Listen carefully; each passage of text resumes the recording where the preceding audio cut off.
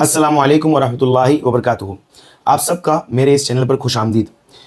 میں نے آج یہ ویڈیو شارٹ عمرہ گائیڈ کے لیے بنایا ہے۔ سب سے پہلے یہ ویڈیو میں نے ان لوگوں کے لیے بنایا ہے جنہوں نے ہمیں الحمدللہ آن لائن دیکھ کر اور تعلقات سے کانٹیکٹ کر کے عمرہ میں بکنگ کروایا ہے۔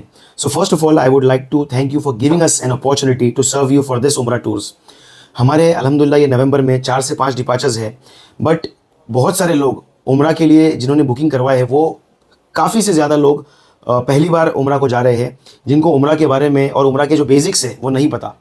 سب سے پہلے تو جاتا وہی ہے جس کو اللہ کی طرف سے بلاوا ہوتا ہے۔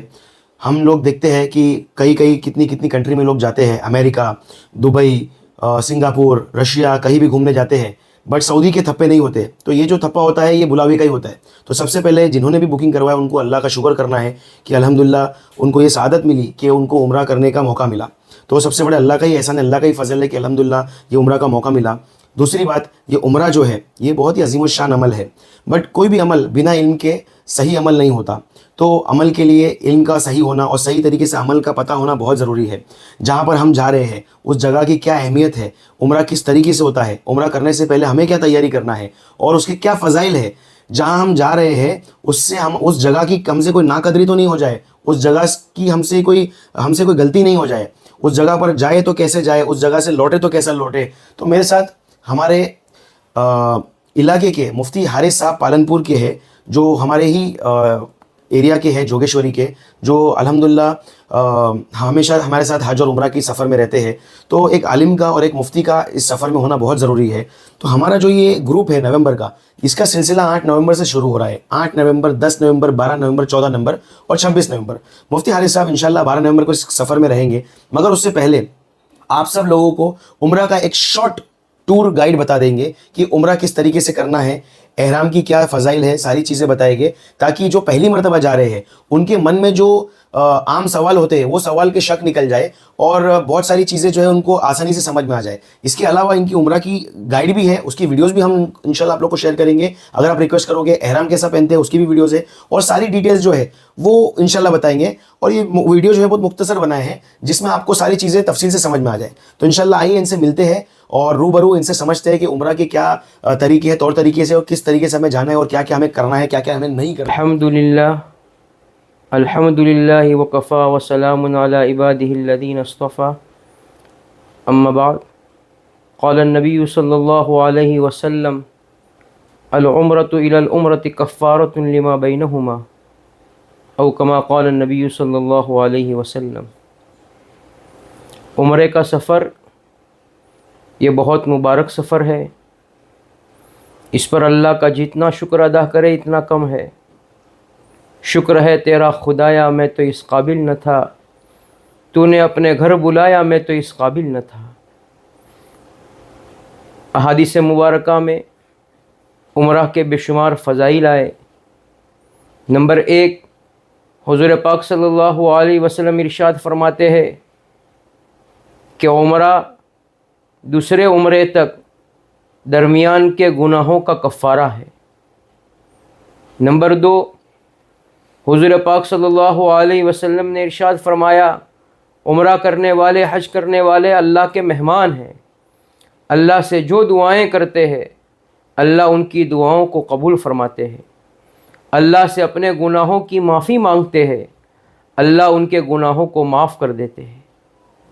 اور بھی بے شمار فضائل ہے، اس لیے اس پر اللہ کا شکر ادا کریں گے اور اس سفر کو نہایت قیمتی بنانے کی ہم سب کو کوشش اور فکر کرنی چاہیے۔ اس لیے آداب عمرہ، اس گھر میں جانے سے پہلے کن آداب کی رعایت کے ساتھ اللہ کے گھر پہنچنا چاہیے، کتابوں میں یہ باتیں بھی لکھی۔ سب سے پہلی چیز اپنی نیت کو درست کر لینا۔ سیر و تفریح کے لیے، آب و ہوا کی تبدیلی کے لیے، حاجی صاحب کا لقب حاصل کرنے کے لیے نہیں جا رہے، بلکہ اللہ کے گھر کا مہمان بن کر اللہ کے بلانے پر ہم اللہ کے گھر پہنچ رہے ہیں۔ اللہ کو راضی کرنے کا جذبہ ہونا چاہیے۔ ہمارا اللہ ہماری اس حاضری سے اور اس سفر سے راضی ہو جائے۔ انما الاعمال بالنیات، اعمال کا دار و مدار نیتوں پر ہوتا ہے۔ नंबर 2, तौबा का अहतिमाम करके, किसी से बातचीत बंद है, ताल्लुक़ टूटे हुए है, उनसे माफ़ी तलाफ़ी का अहतिमाम करके और तौबा का मुकम्मल अहतिमाम करके अल्लाह के घर पहुंचना चाहिए। नंबर 3, दौरान सफ़र अपने आप को गुनाहों से बचाना चाहिए, लड़ाई झगड़ों से, गाली गलौज से, ज़ुबान के गुनाह, आँख के गुनाह, बदनज़री से, और अपने मिजाज को काबू में रखना चाहिए, ताकि छोटी छोटी चीज़ों पर गुस्सा हो जाना और अपने मिजाज को काबू में नहीं रखना, इसकी वजह से भी ये सफ़र उसकी जो अनवारात और बरक़ात मिलने चाहिए उससे इंसान महरूम हो जाता है। इसलिए निहायत कीमती बनाने की कोशिश करेंगे। अब मुख्तसर उम्रे का तरीक़ा आपके सामने बयान किया जाता है। उम्रे में जो काम किए जाते हैं उन कामों में से 2 काम फ़र्ज़ है और 2 काम वाजिब है। पहला काम जो फ़र्ज़ है वो है एहराम, दूसरा काम जो फ़र्ज़ है वो है तवाफ़। ये 2 तो फ़र्ज़ हो गए और 2 वाजिब। पहला वाजिब सफ़ा मरवा की सही करना और दूसरा वाजिब हलक करना, अपने बालों का काटना। तो गोया कुल 4 काम हो गए। 4 काम का नाम उम्रा है, एहराम, तवाफ़, सफ़ा मरवा की सही और हलक करना। अब एहराम की तरतीब क्या होगी? अपने घर से गुस्ल करके, बाल नाखून वगैरह काट कर, साबुन वगैरह इस्तेमाल करके अच्छी तरह गुस्ल कर लेंगे। और अगर घर पर ही एहराम पहनना चाहे तो घर पर एहराम की चादरें पहन लेंगे, नियत नहीं करेंगे और जो है लब्बैक वगैरह नहीं पढ़ेंगे। सिर्फ़ एहराम की चादरें पहन लेने से एहराम की पाबंदियाँ शुरू नहीं होगी। 2 रकात एहराम की नियत से घर पर पढ़ लेंगे। पहली रकात में कुल या अय्युहल काफ़िरून पढ़ लेंगे, दूसरी रकात में कुल हुवल्लाहु अहद पढ़ लेंगे। फिर उसके बाद यहाँ से एयरपोर्ट पहुँचेंगे। जो वक्त हमको एयरपोर्ट पहुँचने का बताया जाए उस वक्त पर जो है हम एयरपोर्ट पहुँच गए। एयरपोर्ट की सारी कार्रवाइयों से फ़ारिग हो जाने के बाद जब हवाई जहाज़ में बैठ जाएंगे, उससे पहले पहले अगर हमने एहराम की 2 रकात नहीं पढ़ी है अपने घर पर तो वहाँ एयरपोर्ट पर भी पढ़ सकते हैं। 2 रकात नमाज से फ़ारिग हो जाने के बाद हवाई जहाज़ में सवार हो गए और जो है एहराम की नीयत कब करेंगे? एहराम की नीयत यानी उम्रा की नीयत कब करनी है? तो उम्रा की नीयत जो है मीकात आने से पहले पहले, जब मीकात आएगा, जद्दा पहुँचने के आधा पौना घंटे पहले मीकात आता है, उस मीकात पर जो है हमको उम्रे की नीयत करनी होगी। अभी तक हम एहराम की पाबंदियों में नहीं आए हैं। जहाँ नीयत करके लब्बैक पढ़ेंगे एहराम की पाबंदियाँ शुरू हो जाएगी। तो मीकात पर जो है उम्रे की नीयत करके 3 मरतबा लब्बैक पढ़ना है। लिहाजा हमारा हवाई जहाज़ जब मीकात के करीब पहुंच जाए, जद्दा के आने के आधा पौना घंटा पहले पहले, उस वक्त हमको नीयत करनी है। मर्द को भी नीयत करनी है, औरत को भी नीयत करनी है। औरत चाहे नापाकी की हालत में होगी तब भी उसको यहाँ मीकात पर जो है उम्रे की नीयत करना होगा। अगर उम्रे की नीयत नहीं करेगी और वो जद्दा चली गई बग़ैर नीयत के और ये समझी कि मैं मस्जिद आयशा जाकर नीयत कर लूँगी जब पाक हो जाऊँगी, नहीं चलेगा।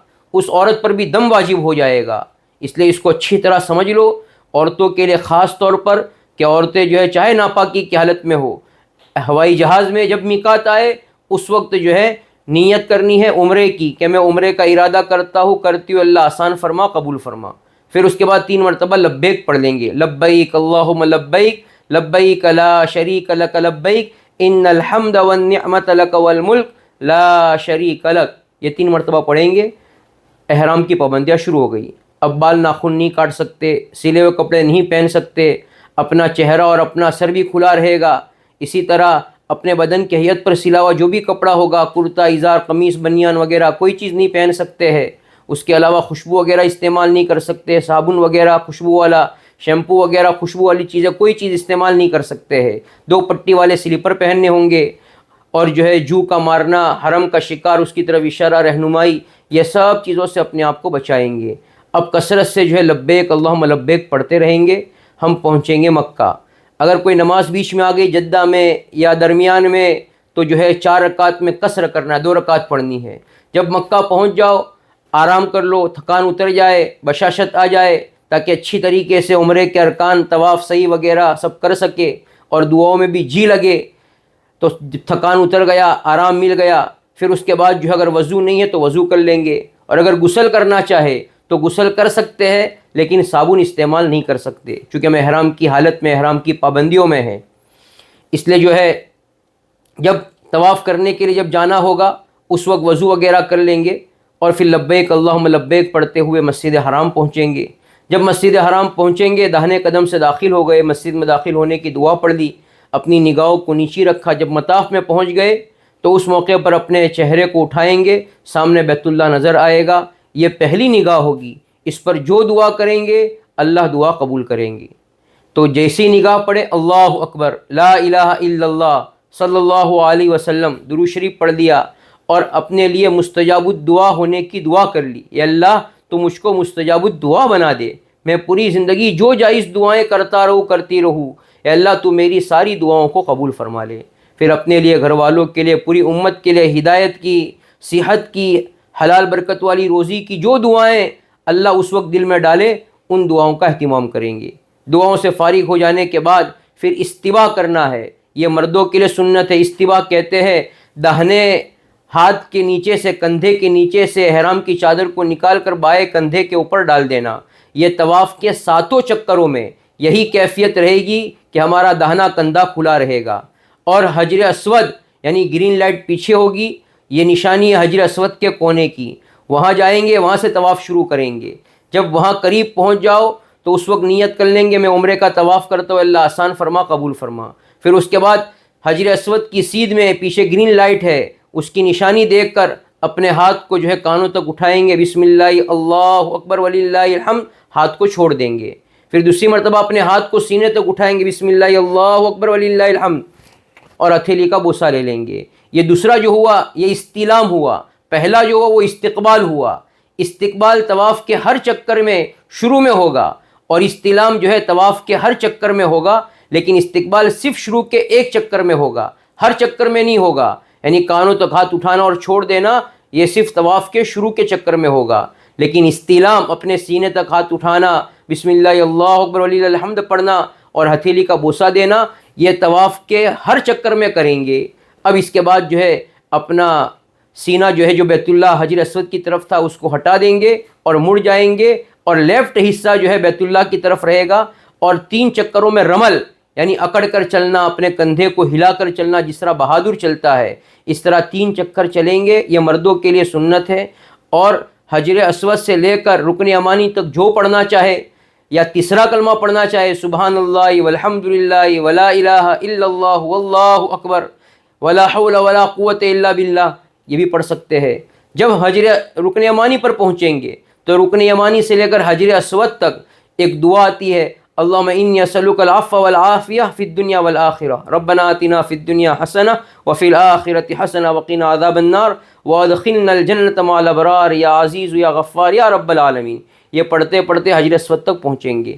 رکن یمانی پر ہاتھ اٹھا کر اشارہ کر کے بوسہ نہیں دینا، وہاں تو جو ہے یہ دعا پڑھنا اور پڑھتے پڑھتے حجر اسود تک پہنچنا، یہ ایک چکر پورا ہو گیا۔ اس طرح 3 چکر رمل کے ساتھ کریں گے، اور اس کے بعد کے باقی کے جو 4 چکر ہوں گے وہ بغیر رمل کے، اکڑ کر نہیں چلنا بلکہ اپنی چال چلنا ہے۔ یہ مردوں کے لیے سنت ہے، عورتوں کے لیے سنت نہیں ہے۔ جب 7 چکر پورے ہو جائے تو بوسے 8 ہو جائیں گے، کیونکہ بوسے سے شروع کیا، بوسے پر ختم کیا۔ پھر اس کے بعد جو ہے جو استوا یعنی ہمارا داہنا کندھا جو کھلا تھا اس کو ڈھانک دیں گے، اور اس کے بعد 2 رکعت واجب الطواف کی پڑھیں گے۔ پہلی رکعت میں قل یا الکافرون، دوسری رکعت میں قل هو اللہ احد پڑھیں گے۔ پھر اس کے بعد جو ہے زمزم پینا ہے، زمزم پی لیں گے۔ زمزم کی پینے کی بھی دعا آتی ہے، اللہم انی اسألک علما نافعا ورزقا واسعا وشفاء من کل داء۔ پھر اس کے بعد جو ہے ملتزم پر کھڑے رہ کر، دور کھڑے رہ کر جو ہے دعا کریں گے۔ پھر اس کے بعد 9واں استلام، 9واں بوسہ، یہ حجر اسود کی سیدھ میں آ کر لیں گے، بسم اللہ اللہ اکبر وللہ الحمد، اپنے سینے تک ہاتھ اٹھائیں گے اور ہتھیلی کا بوسہ لے لیں گے۔ پھر اس کے بعد جائیں گے صفا پر، یہ طواف پورا ہو گیا۔ پھر صفا جب جائیں گے تو ان الصفا والمروۃ من شعائر اللہ، صفا مروہ جو اللہ کی نشانیوں میں سے ہے، یہ پڑھتے ہوئے جب صفا پہنچیں گے تو اب سامنے بیت اللہ نظر آئے گا۔ وہاں پہنچنے کے بعد صفا پر کھڑے رہ کر ہم پہلے نیت کریں گے کہ میں عمرے کی صفا مروہ کی صحیح کرتا ہوں، کرتی ہوں، اے اللہ آسان فرما، قبول فرما۔ پھر اس کے بعد جو ہے تیسرا کلمہ، چوتھا کلمہ جو پڑھنا چاہے، ہاتھ اٹھا کر تھوڑی دیر کے لیے دعا کریں گے۔ دعا سے فارغ ہو جانے کے بعد مروہ کی طرف چلیں گے، درمیان میں ہرے کلر کی بتی آئے گی ملن اخضرین، وہاں مردوں کو تیز چلنا، عورتیں اپنی چال چلے گی اور دعا پڑھیں گے رب اغفر وارحم انک انت الاعز الاکرم۔ جب مروہ پہنچ جائیں گے ایک چکر پورا ہو جائے گا، مروہ پہنچ کر تھوڑی دیر ہاتھ اٹھا کر دعا کریں گے، پھر مروہ سے صفا آئیں گے، دوسرا چکر پورا ہو جائے گا، صفا پر پھر ہاتھ اٹھا کر تھوڑی دیر کے لیے دعا کرنی ہے، پھر مروہ جائیں گے، پھر صفا آئیں گے، پھر مروہ جائیں گے، پھر صفا آئیں گے، پھر مروہ جائیں گے، مروہ پہنچیں گے تو 7واں چکر ہمارا پورا ہو جائے گا۔ اس طریقے سے جو ہے 7 چکر لگانے، صفا سے شروع کریں گے اور مروہ پہ 7واں چکر ختم کریں گے۔ ہر چکر میں صفا پر بھی دعا کرنی ہے، مروہ پر بھی تھوڑی دیر ہاتھ اٹھا کر دعا کرنی ہے، یہ بھی دعا کے قبول ہونے کی جگہ ہے۔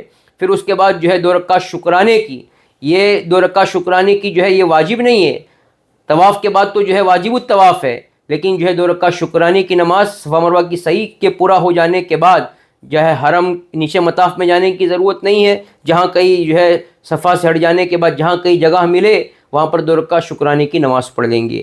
پھر اس کے بعد جو ہے اپنے سر کا حلق کروانا یعنی بال کو کٹوانا، پھر جو ہے 4تھا نمبر کا کام یہ باقی رہ گیا، حجام کی دکان میں جا کر پھر جو ہے اپنے سر کا حلق کرا دیں گے۔ بس یہ 4 کام کا نام جو ہے عمرہ ہے، یہ 4 کام کر لیں گے تو اس سے جو عمرہ مکمل ہو جائے گا۔ اب مدینہ کی جو حاضری ہے، یہ مدینہ کے سفر میں جب جائیں گے تو خوب درود شریف کا اہتمام کرتے رہیں گے، اور مسجد نبی جب پہنچیں گے تو 2 رکعت شکرانے کی تحیۃ المسجد پڑھ لیں گے، اور نماز پڑھ لینے کے بعد اللہ سے دعا کر لیں گے اللہ آپ نے مجھ گنہگار کو مدینہ منورہ اور مسجد نبی پہنچا دیا۔